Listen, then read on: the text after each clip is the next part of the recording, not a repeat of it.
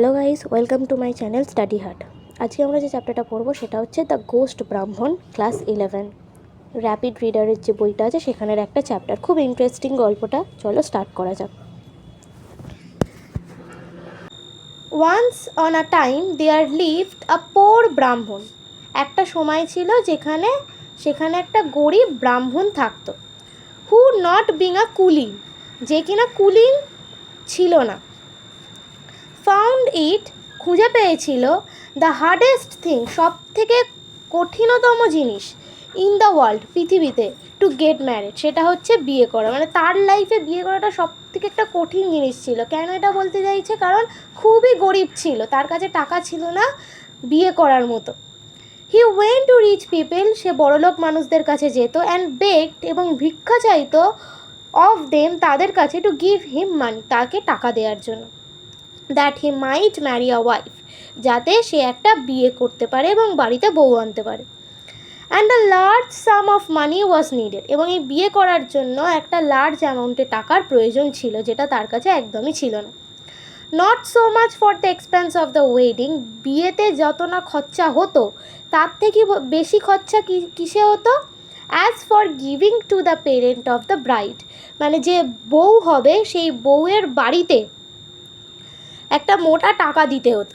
সেই টাকাটা বিয়েতে যা যা খরচা হতো তার থেকে অনেক বেশি। সেই কারণে সে বলতে চাইছে সে বড়লোক মানুষদের কাছে যেত, ভিক্ষা করতে এবং টাকা উপার্জন করতো বিয়ে করার জন্য। তার বিয়ে করার জন্য প্রচুর টাকা দরকার ছিল। বিয়েতে যা খরচা হতো তার থেকে বেশি তার টাকা লাগতো। যখন সে বিয়ে করতে যেত তখন তার বউয়ের বাড়ির লোকজনকে, বাবা মাকে আরেকটা মোটা টাকা ধরে দিতে হতো।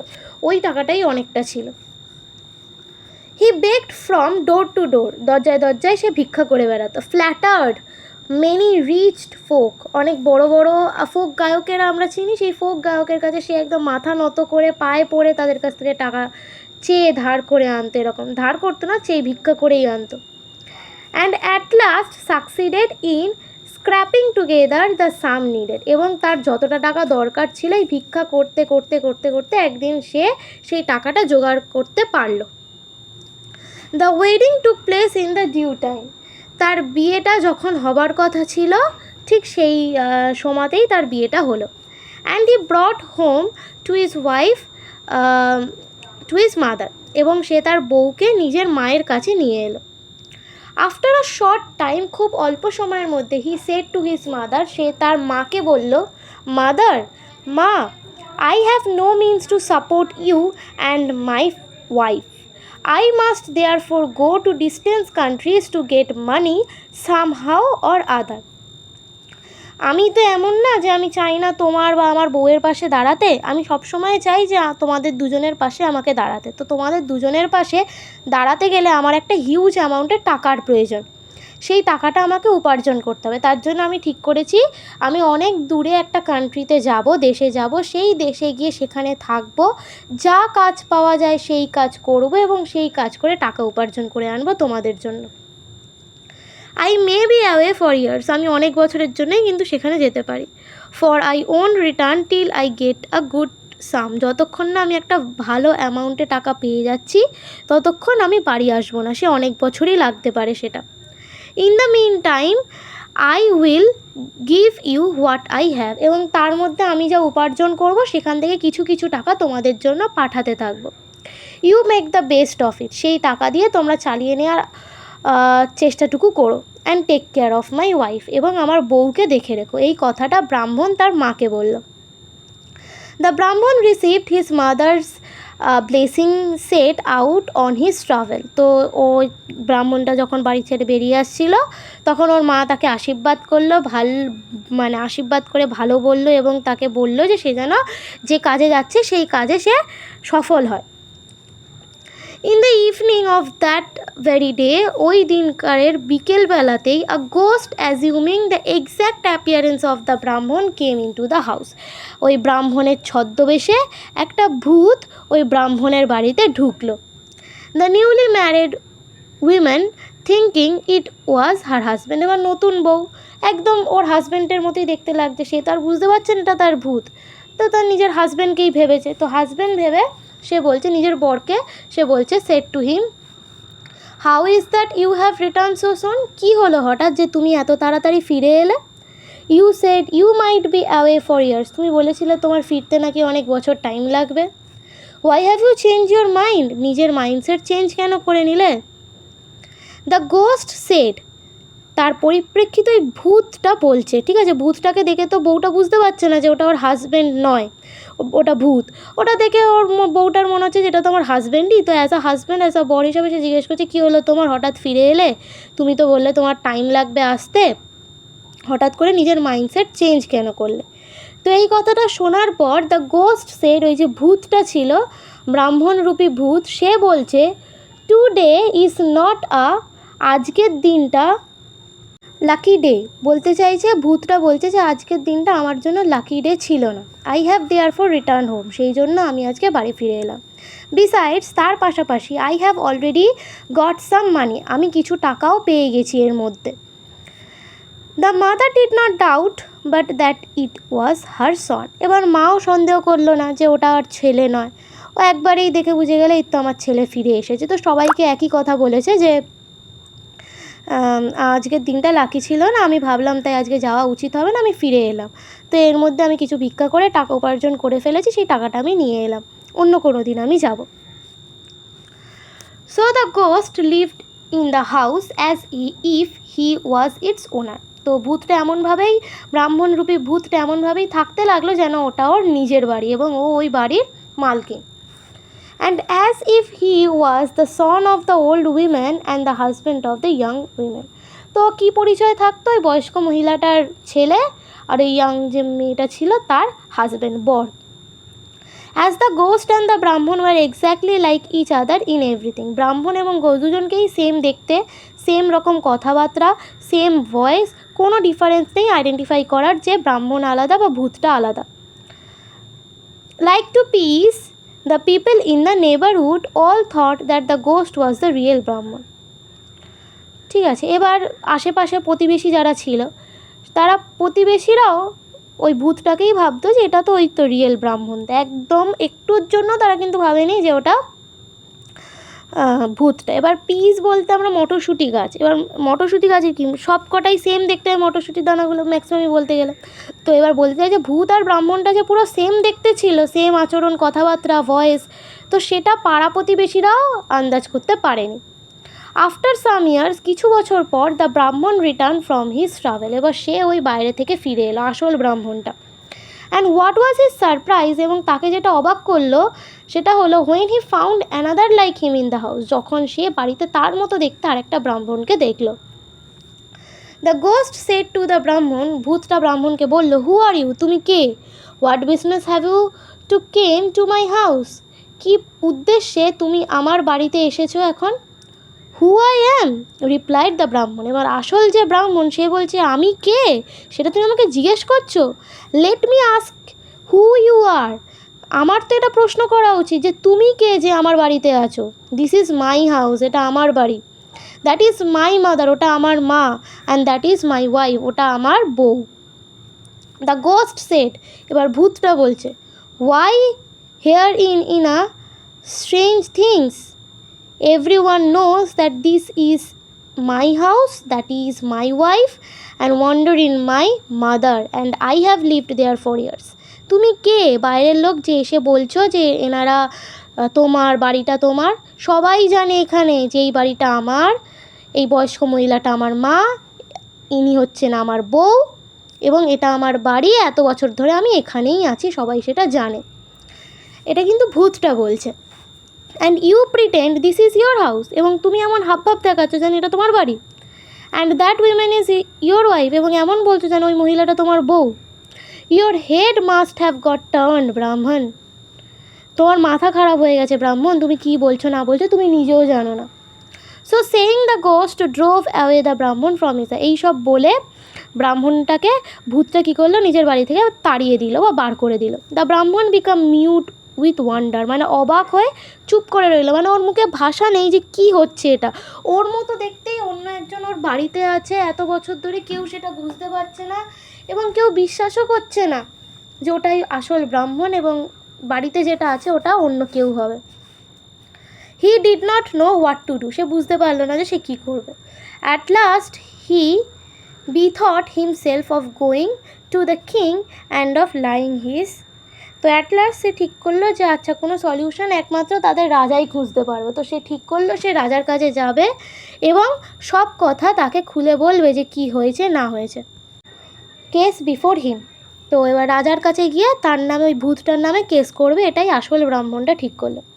The king saw the ghost ব্রাহ্মণ, ভূতুরে ব্রাহ্মণটাকেও রাজা দেখলো এবং আসল ব্রাহ্মণকেও রাজা দেখলো দুজনকে।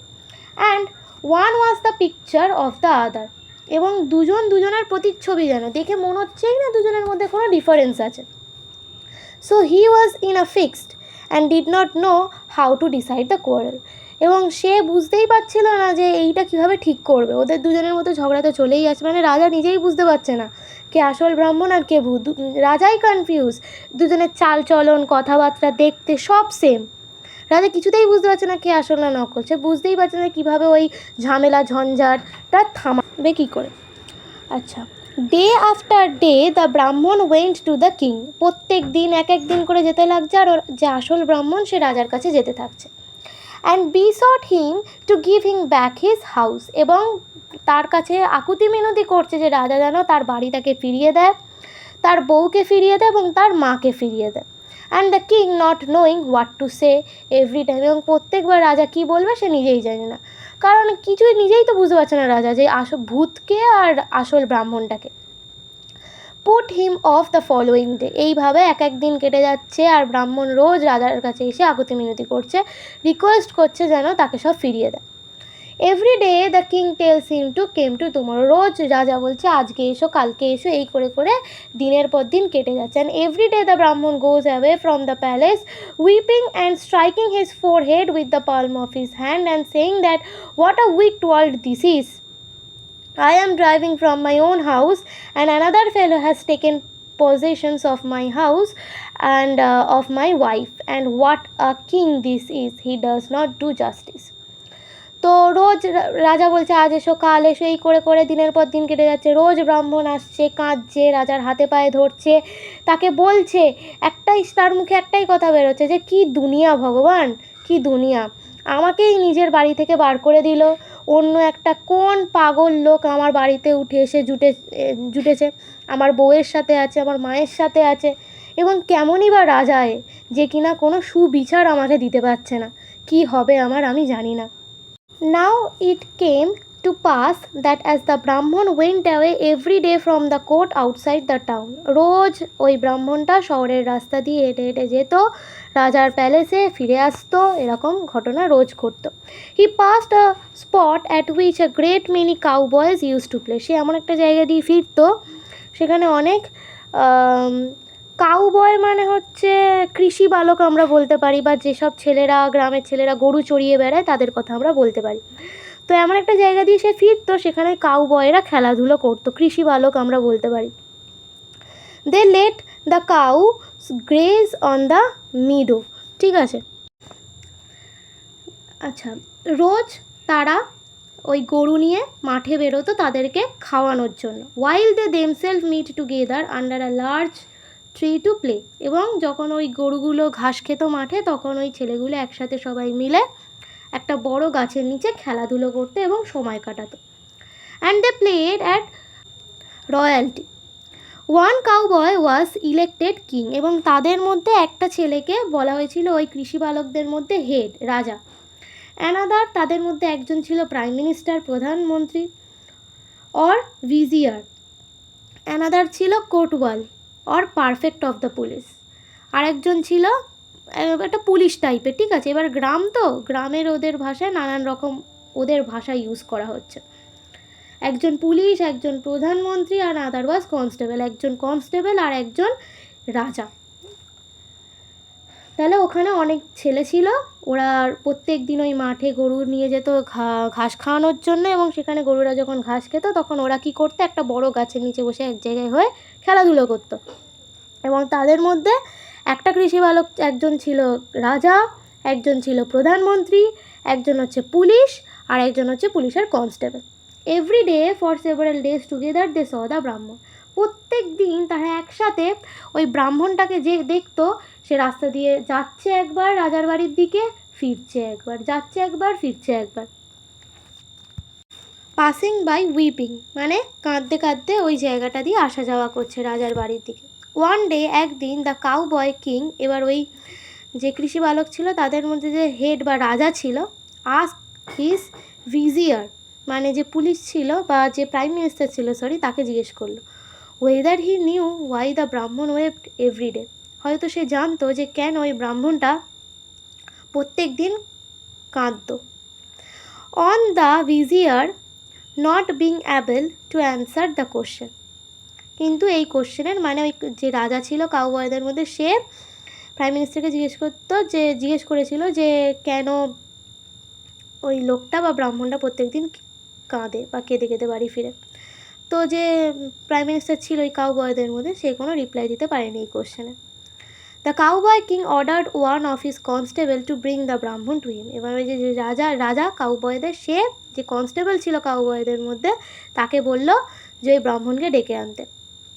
ওয়ান অফ দেম, তাদের মধ্যে একজন, ওয়েন্ট গেল অ্যান্ড সেড টু ব্রাহ্মণ, এবং ওই ব্রাহ্মণকে বলল the king requires your immediate attendance, রাজা তোমার এক্ষুনি উপস্থাপনা কামনা করছে, মানে রাজা ডেকে পাঠিয়েছে, তোমাকে এক্ষুনি আমার সাথে যেতে হবে, এরকম একটা ব্যাপার।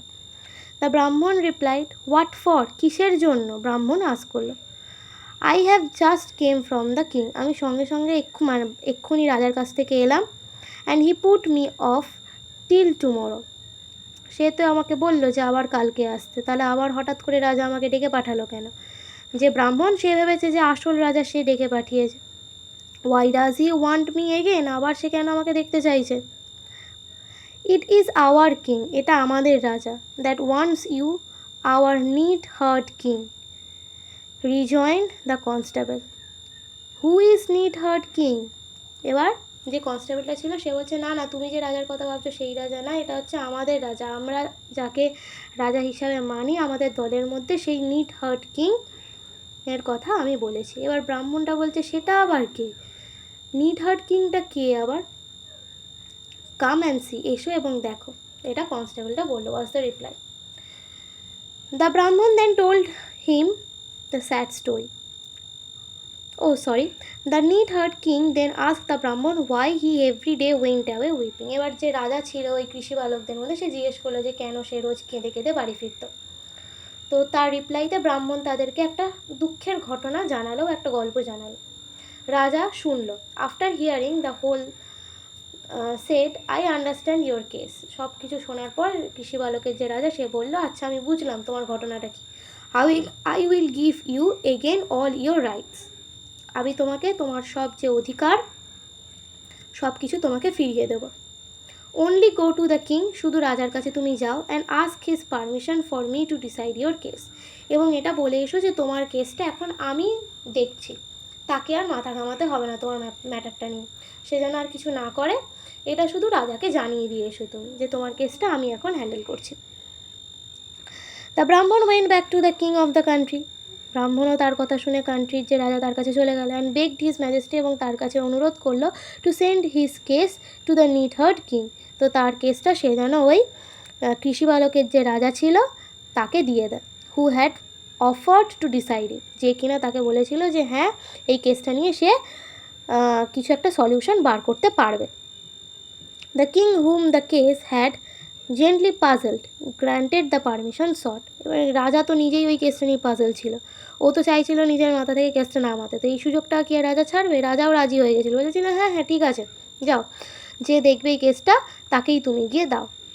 দ্য ফলোয়িং মর্নিং ওয়াজ, পরের দিন সকালবেলা, ফিক্সড ফর দ্য ট্রায়ালের জন্য এই দিন শিশি, ঠিক আছে, পিয়াল মানে হচ্ছে শিশি, তো সে একটা কাঁচের শিশি নিয়ে গেল, যার শিশিটার গলার কাছটা কিন্তু একটু চাপা টাইপের। দ্য ব্রাহ্মণ অ্যান্ড দ্য গোস্ট ব্রাহ্মণ বোথ অ্যাপিয়ার্ড অ্যাট দ্য বার, মানে বোতলটার সামনে যে ব্রাহ্মণটা ছিল সেও এলো, এবং যে ভুতুড়ে ব্রাহ্মণ ছিল সেও এসে দাঁড়ালো। আফটার আ গ্রেট ডিল, অনেক কথাবার্তা বলার পর, great deal of examination of witness and of speech making, the king said, এবার এই রাজাটা বলছে অনেক কথাবার্তা পরীক্ষা নিরীক্ষা করার পর, এবার যে ওই কৃষি বালকের রাজা ছিল সে বলছে well I have heard enough, I will decide the case at once. আমি একবারে এই কেসটা সর্টেড আউট করে দেবো। আমি সব শুনলাম, বুঝলাম, আমি এবার এই কেসের সলিউশন দেব। হিয়ার ইজ আ ফিয়াল, এখানে এই কাঁচের শিশিটা রয়েছে। Whichever of you will enter into it, তোমাদের দুজনের মধ্যে যেই বোতলটার মধ্যে ঢুকতে পারবে, shall be declared by the court to be the rightful owner of the house, তাকে কোর্ট থেকে বা আমার তরফ থেকে এটাই জানানো হবে যে সে হচ্ছে ঠিক পার্সন যে কিনা এই বাড়ির মালিক। The title of which is in dispute, এবং তাকেই আসল ব্রাহ্মণ বলে মানা হবে।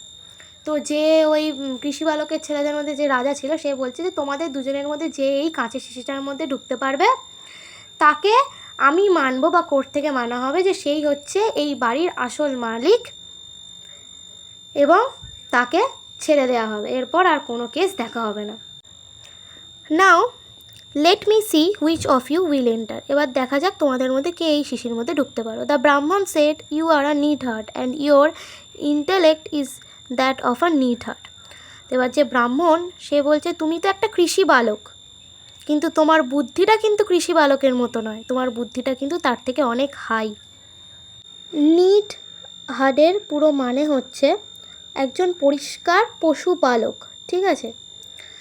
কৃষি বালকটা যে ছিল ও একজন পরিষ্কার পশুপালক ছিল, ঠিক আছে? তাকেই নিট হার্ট বলা হচ্ছে।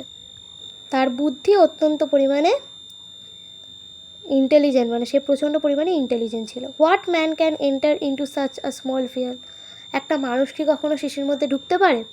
If you can not enter, যদি তুমি ঢুকতে না পারো, said the neat heart king, এবং সেই পরিষ্কার পশুপালক, যে পালকের যে রাজা বা কৃষি বালক, সে বলল, then you are not the rightful owner, তাহলে তুমি এই বাড়ির আসল মালিক নয়, কারণ তুমি তো ঢুকতে পারবে না এর মধ্যে। What do you say sir to this, এটার মাধ্যমে আপনি কি বোঝাতে চাইছেন sir? Turning to the ghost Brahmin and addressing him, if you can enter into the phial then the house and the wife and the mother become yours, of course I will enter. এবার কি, ওই যে ছেলেটা মানে যে কৃষি বালকটা ছিল, ও খুব বুদ্ধিমান, ও প্রভোগ করছে বা ফোর্সফুলি ভূতটাকে বলছে যে তুমি যদি এখানে ঢুকতে পারো বোতলটার মধ্যে, তাহলে এই বাড়ি তোমার, এই বউ তোমার, এই বয়স্ক মহিলা তোমার। ওকে ইনফ্লুয়েন্স করছে যাতে ও হ্যাঁ হ্যাঁ বলে ওই বোতলটার মধ্যে ঢুকে যায়, এবং যখন ও বোতলটার মধ্যে ঢুকে যায়, বোতলটা বন্ধ করে দেয়। প্রুফ হয়ে গেল যেটা ভূত, ওটা মানুষ না। কারণ একজন মানুষের পক্ষে, ঠিক আছে, সে ব্রাহ্মণকে বলেছিল যে দেখো, একজন মানুষের পক্ষে বোতলের মধ্যে ঢোকা কিন্তু সম্ভব হবে না।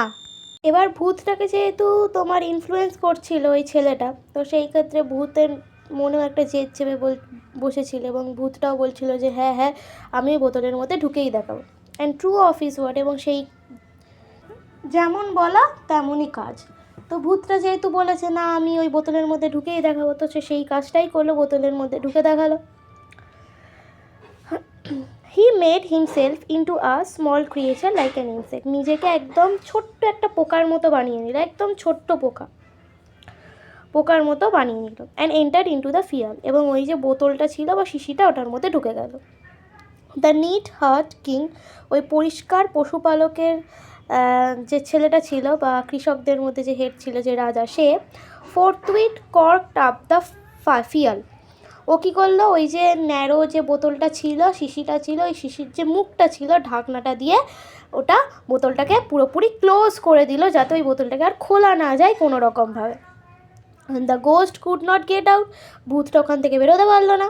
দেন অ্যাড্রেসিং দ্য ব্রাহ্মণ, এবং সেই ব্রাহ্মণটাকে বলল, কে বলল, ওই যে রাজা ছিল কৃষি বালকের, সে বলল যে throw this phial into the bottom of the sea, একদম সমুদ্রের মাঝখানে গিয়ে এই বোতলটা ছুঁড়ে ফেলে দিয়ে এসো। And take possessions of your house, এবং নিজের বাড়ির দখল নিজে নাও, নিজের ওয়াইফের সাথে থাকো, মায়ের সাথে থাকো, নিজের লাইফ এনজয় করো, ফ্যামিলি তৈরি করো। আশা করবো তোমার লাইফে আর কোনো রকম যেন কোনো প্রবলেম না হয়। দ্য ব্রাহ্মণ ডিড সো, ব্রাহ্মণ তাই করলো। অ্যান্ড লিভড হ্যাপিলি, খুব হাসি খুশিভাবে থাকতে শুরু করলো। ফর মেনি ইয়ার্স, অনেক বছর ধরে। অ্যান্ড বিগট সন্স অ্যান্ড ডটার্স, এবং পরবর্তীকালে তাদের ছেলে মেয়ে হলো এবং ভালো সুখে শান্তিতে থাকতে লাগলো। এখানে একটা ছোট 2 লাইন কবিতা দেওয়া আছে, সেটা একটু বলবো। সেটা হচ্ছে, হিয়ার মাই স্টোরি এন্ডেড, এইখানে আমার গল্প শেষ হলো। দ্য নাতিয়া থর্ন উইথার্ড এক্সেট্রা একটা লাইন এখানে মেনশন। এই দুটো লাইনের মাধ্যমে যে লেখক, ঠিক আছে, লেখকের নাম হচ্ছে লালবিহারী দে, সে এই দুটো লাইনের মাধ্যমে গল্পটা শেষ করলো। যদি আমার ভিডিওটা আপনাদের ভালো লেগে থাকে লাইক কমেন্ট শেয়ার করবেন। Thank you.